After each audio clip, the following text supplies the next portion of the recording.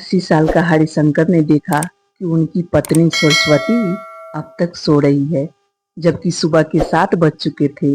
वह घबराते हुए धीरे धीरे पास गए और उसकी नाक के आगे हाथ रखकर देखने लगे कि सांसें चल रही है या नहीं। सरस्वती अचानक हंसते हुए उठी। अरे बूढ़ो, अभी मरी नहीं हूँ, एक बार आवाज देकर जगा लिया करो, सीधे सांसें चेक करने लगते हो। हरिशंकर ने अपने धड़कते हुए सीने पर हाथ रखते हुए कहा, मजाक मत कर बबली, आप इस बूढ़े दिल में इतनी ताकत नहीं बची कि तेरे बिना जी सकूं। तू चली गई तो बात किससे करूंगा। बेटे बहू को नौकरी से फुर्सत नहीं, पोते पोतियों को मोबाइल से। इतने बड़े घर में सबके होते हुए हम दोनों ही तो एक दूसरे के साथी हैं।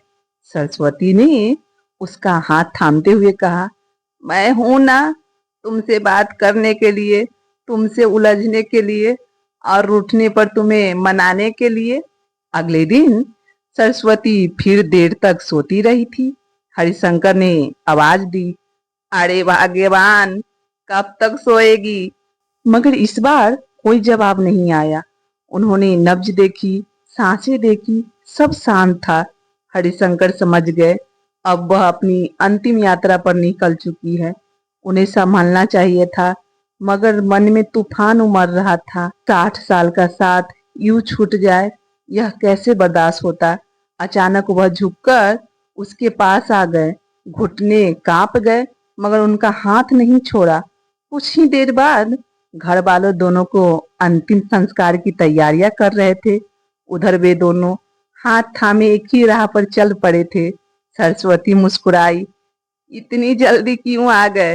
हरिशंकर ने कहा, अकेले भागने की कोशिश कर रही थी, 7 जन्मों का वादा भूल गई क्या।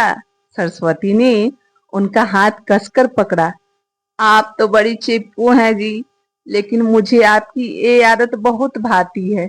फिर दोनों आसमान में कहीं खो गए, शायद अगले जन्म की तैयारी में।